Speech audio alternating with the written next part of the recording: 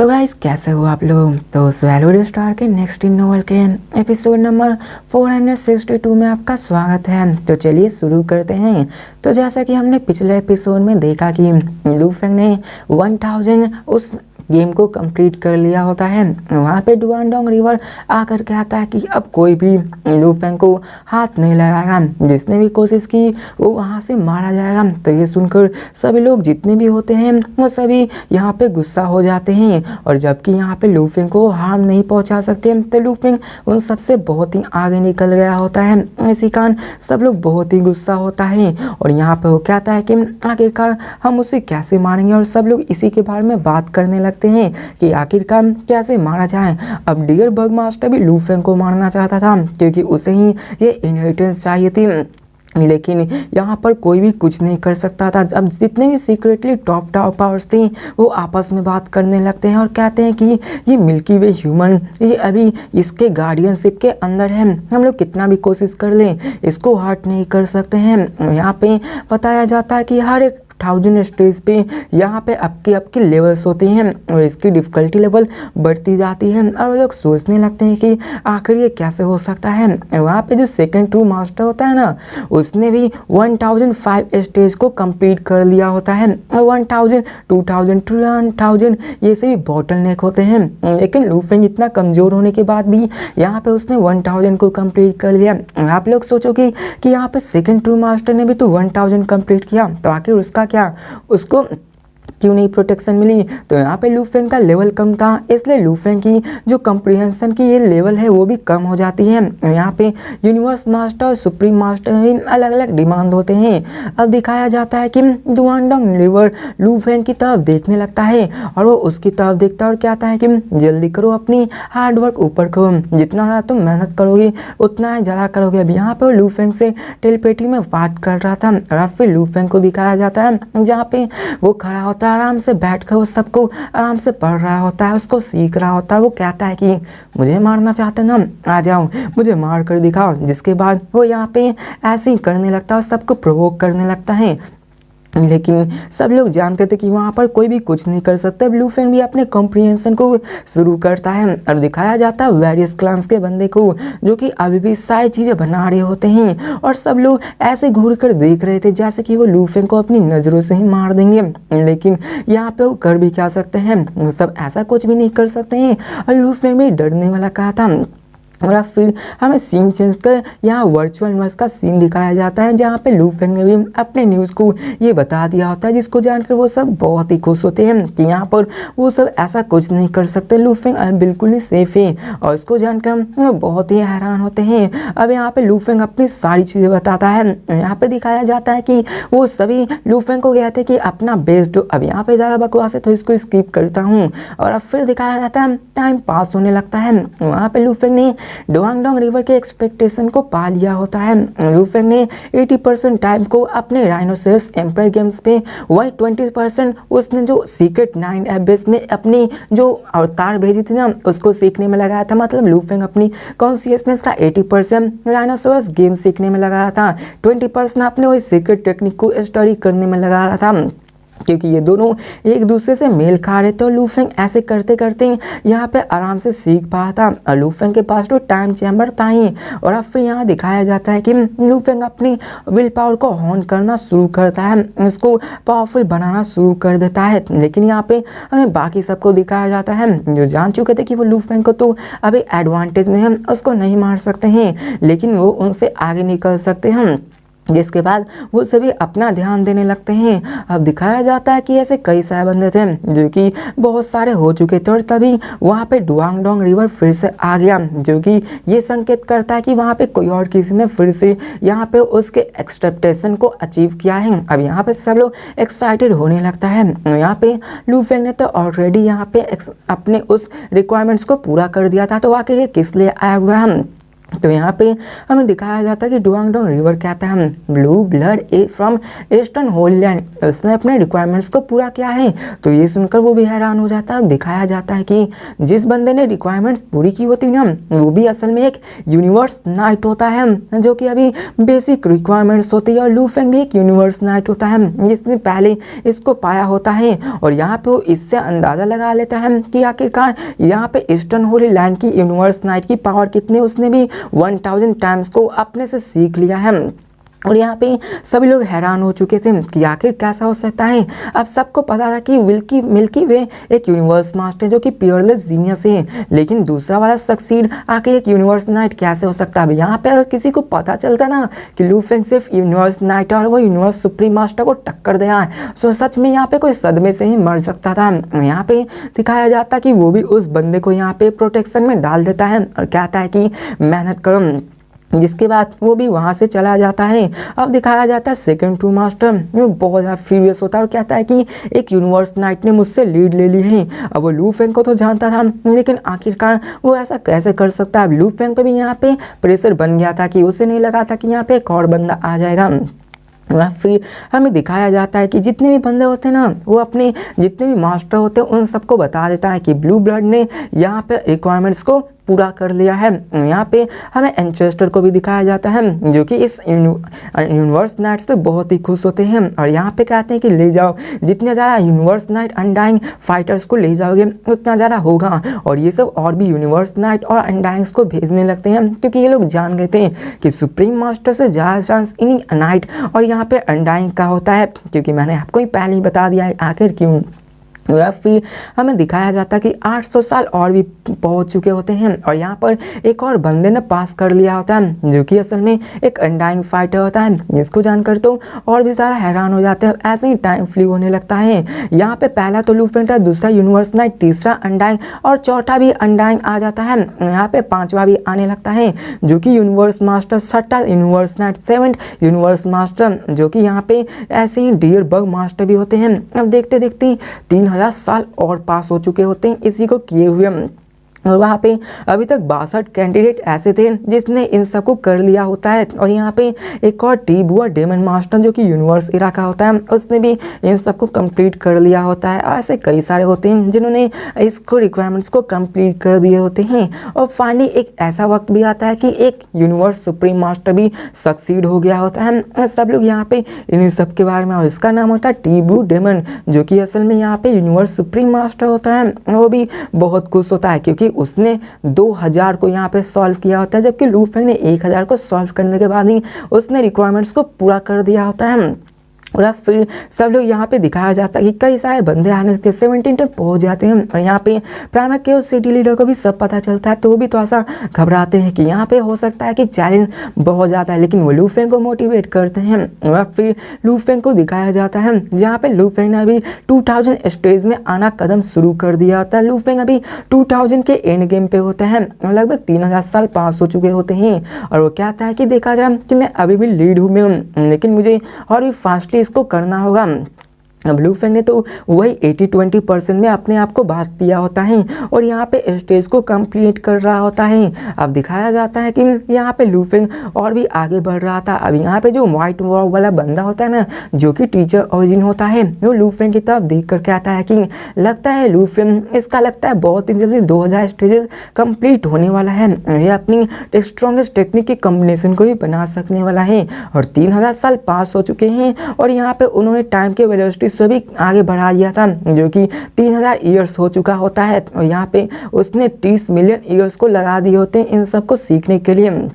अब यहाँ पे मैं बताया जाता है बॉटल नेक के बारे में कि कैसे कैसे बॉटल नेक होता है किसी की विल पावर। अगर कोई अनडाइंग गॉडली सोल्स होंगे तो 500 स्टेजेस को सीख पाएंगे। यूनिवर्स नाइट की विल पावर होगी तो 1000, यूनिवर्स मास्टर 1500 और यूनिवर्स सुप्रीम मास्टर 2000। वैसे ही जैसे जैसे ग्रेट बिंग्स होता है ना उन सबकी एप्टीट्यूड बढ़ती जाती है। अब लू फेंग यहाँ पे 1998 में आ चुका था और वो अभी बॉटल नेक पे आ चुका था, मतलब उसकी अगर कॉम्प्रिहेंशन ज़्यादा नहीं होगी तो लू फेंग यहाँ पे नहीं कर पाएगा। फिर दिखाया जाता है कि ऐसे ही टाइम बीतने लगता है और तभी वहाँ पे 17 भी आ जाता है और दिखाया जाता है कि डुआनडोंग रिवर आ जाता है, जिसको सुनकर यहाँ पे सब लोग हैरान होते हैं कि आखिर कौन है। अब दिखाया जाता है कि सब लोग सोच रहे होते हैं कि 71 कोई बंदा आया होगा, लेकिन दिखाया जाता है कि असल में लू फेंग ने सेकेंड बॉटल नेक को ब्रेक थ्रू कर लिया होता है और एक और नए लेवल में आ चुका होता है।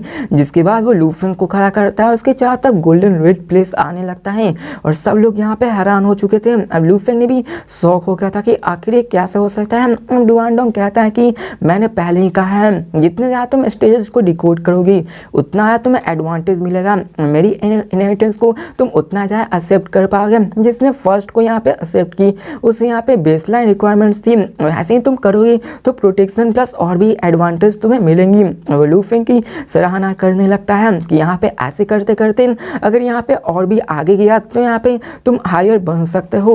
अब दिखाया जाता है कि उन सब की तरफ देखने लगता है और कहता है कि जब तक तुम 6000 स्टेज तक आ जाओगे तुम इनहेरिटेंस को पा सकते हो और ये बहुत ही मुश्किल है, लेकिन तुम ये कर सकते हो।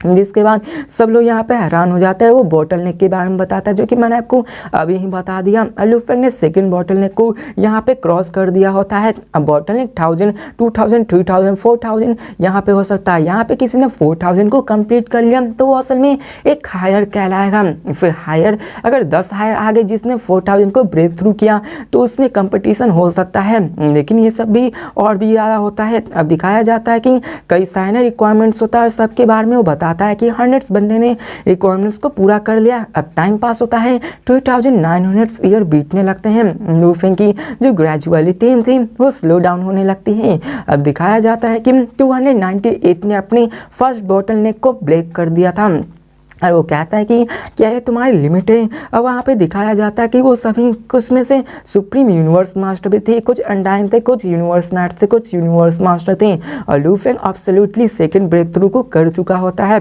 यहाँ पे दिखाया जाता है तभी वहाँ पे ईस्ट एम्परर होली लैंड का सेकंड बॉटल नेक पास होता है जो कोई और नहीं ब्लू ब्लड 9 होता है, जो कि असल में एक यूनिवर्स नाइट होता है। अब सबको ये पता चल के सब लोग हैरान हो जाते हैं कि आखिर ये कैसे हो सकता है। ब्लू ब्लड नाइट भी यहाँ पे स्माइल करने लगता है।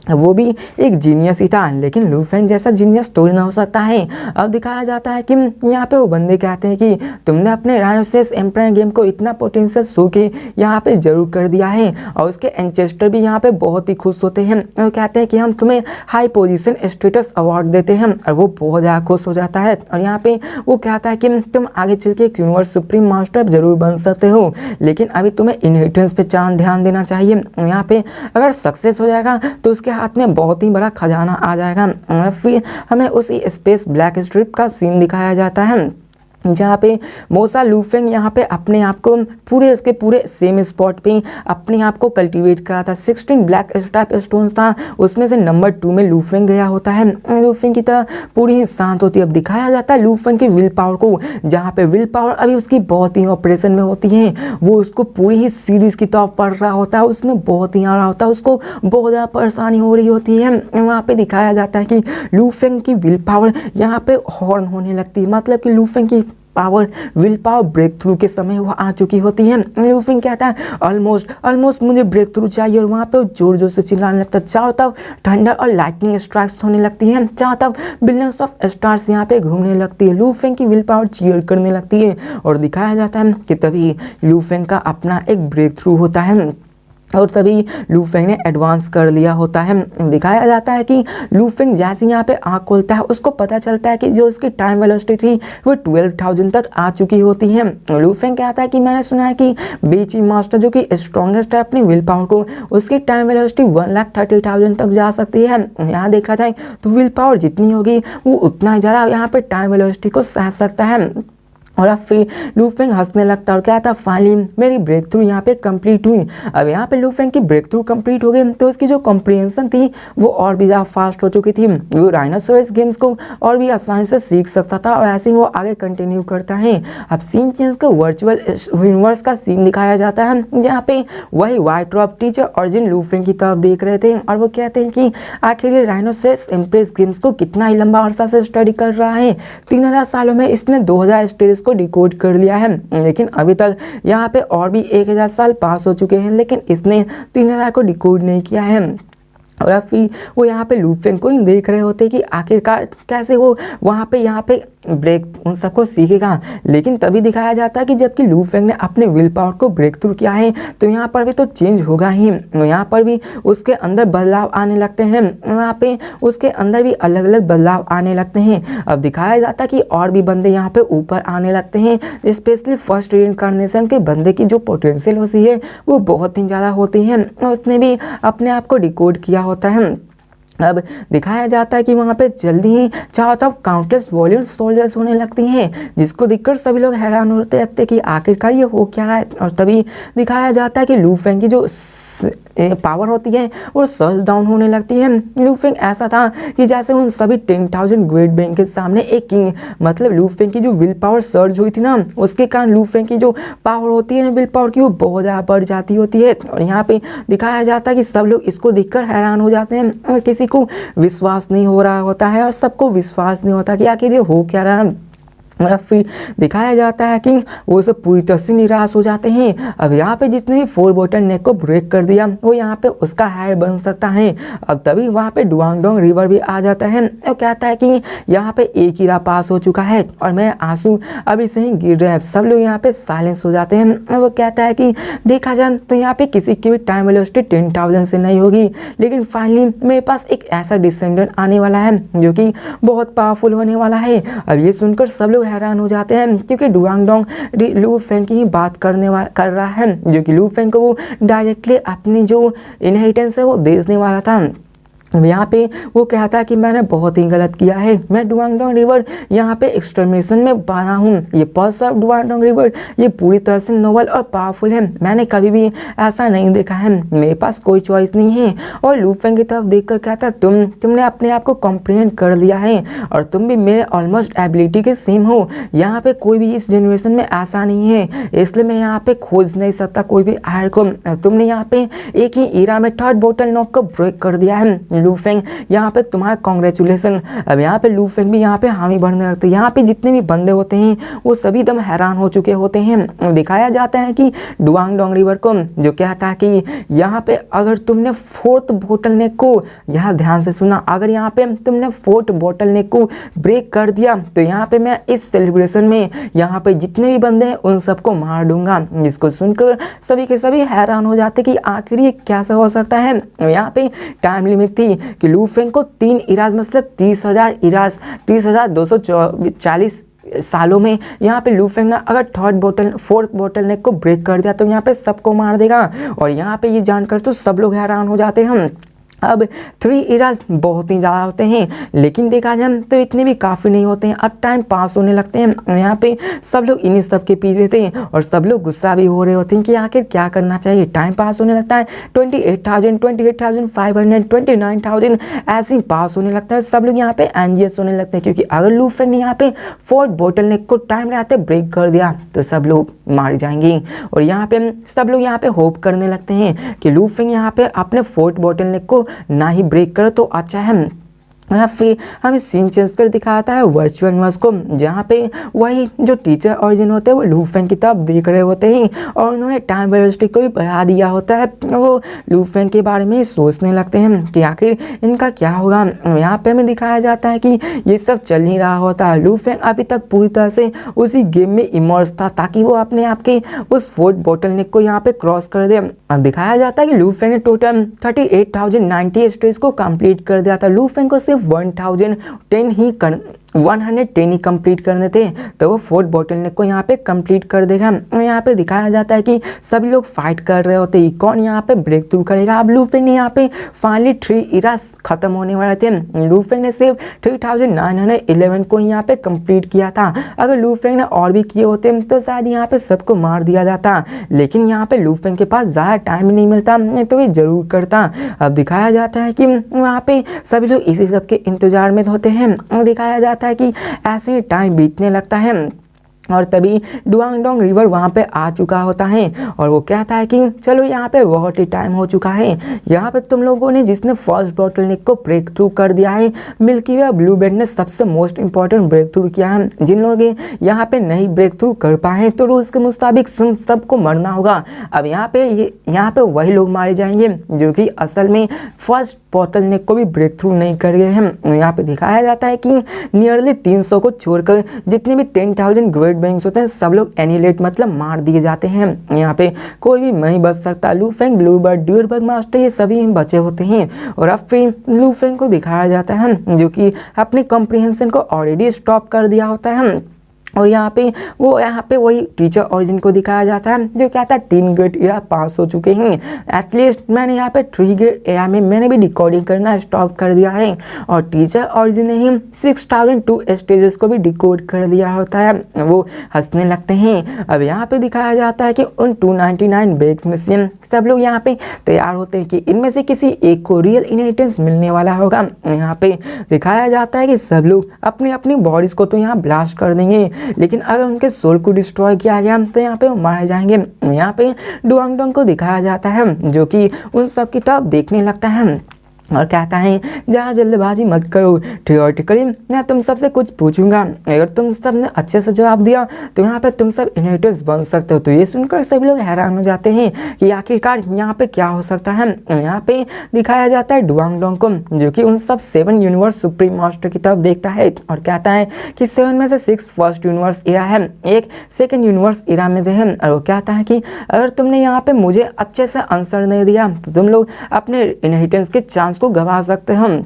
जिसके बाद दिखाया जाता है कि वो अपना सवाल पूछता है और वो कहता है कि मैं तुम्हें यहाँ पे चांस नहीं दे रहा हूँ बल्कि मैं तुम्हें ये रिक्वायरमेंट्स बता रहा हूँ। और यहाँ पे दिखाया जाता है उन सबसे पूछता है और कहता है कि चलो बताओ मिनिएचर यूनिवर्स का स्ट्रक्चर कैसा होता है। तो ये सुनकर वो लोग पूरी तरह से हैरान हो जाते हैं। यहाँ पे देखा जाए डुआंगडोंग तो आगे कहता है universe master universe knight relatively weak होते हैं जिनके पास मिनिएचर यूनिवर्स नहीं होते हैं, तो उन्हें ये सब नहीं पता तो इसके बारे में बात नहीं करते। वेल यहाँ पे यूनिवर्स सुप्रीम मास्टर के पास ही अपने मिनिएचर यूनिवर्स होते हैं तो उन्हीं से बात होने वाले थे, उन्हीं सबसे वो पूछने वाला था।